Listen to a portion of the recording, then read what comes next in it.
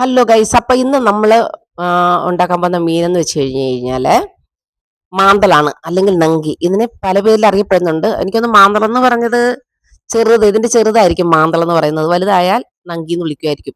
ഏഹ് എനിക്ക് അങ്ങനെയാ തോന്നുന്നത്. അതോ തിരിച്ചാണോ? എന്താണെങ്കിലും ഇതില് നാരങ്ങ നീരും ഉപ്പും ഒക്കെ പുരട്ടി ഒരു 10-20 മിനിറ്റ് ഫ്രീസറിലങ്ങ് വെക്കുക. അതിനുശേഷം നമുക്ക് അരയ്ക്കാനുള്ള അരവൊക്കെ എടുക്കുക. അരയ്ക്കാനുള്ള അരവെന്ന് വെച്ച് കഴിഞ്ഞാൽ ഇതിന് ഏറ്റവും ടേസ്റ്റ് കൂട്ടുന്ന ഒരേ ഒരു ഘടകം ചെറിയ ഉള്ളിയാണ്, ചെറിയ ഒണിയനാണ്. അതാണ് ഈ മാന്തളിന് ഏറ്റവും നല്ലത്.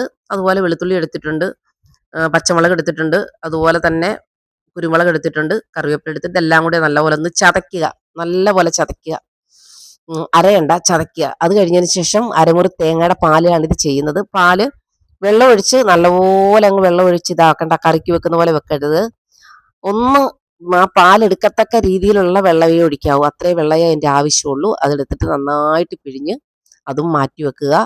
എന്നിട്ട് ഇതിനകത്ത് 2 ഇല എടുക്കുക. ഇലയിലേക്ക് ഇത് നന്നായിട്ട് ഈ മീൻ അങ്ങോട്ട് വെച്ച് അതെല്ലാം ഒന്ന് തേച്ച് പിടിപ്പിച്ച് ആ പാലും അങ്ങോട്ട് ഒഴിച്ച് നല്ല കട്ടിയുള്ള ചട്ടിയിൽ ഇതങ്ങോട്ട് പിന്നെ ഇല വെക്കുക.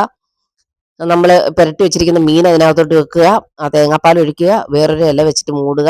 വെയിറ്റ് ഒന്നും കൊടുക്കേണ്ട ആവശ്യമില്ല, കാരണം പാൽ ഒഴിച്ചതാണ്.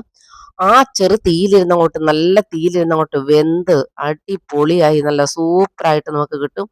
നല്ല ടേസ്റ്റാണ്. കടയിൽ നമ്മൾ ഹോട്ടലിൽ നിന്നൊക്കെ മേടിക്കുന്ന വലിയ തുണ്ടൻ മീൻ ഒക്കെ കഴിക്കുമ്പോഴുണ്ടാകുന്ന ഫ്രൈഡേ ഒക്കെ ടേസ്റ്റ് ഉണ്ടല്ലോ, അതിനെയൊക്കെ കടത്തി വെട്ടുന്ന ടേസ്റ്റാണ്.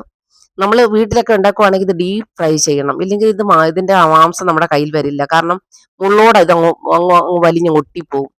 അപ്പം പക്ഷേ നല്ല മാംസമുള്ള മീൻ ഇങ്ങനെ ചെയ്യുവാണെന്നുണ്ടെങ്കിൽ നമുക്ക് മാംസം എടുത്ത് കഴിക്കുകയും ചെയ്യാം. ഭയങ്കര ടേസ്റ്റോടു കൂടി നമുക്ക് കഴിക്കാൻ പറ്റുകയും ചെയ്യും.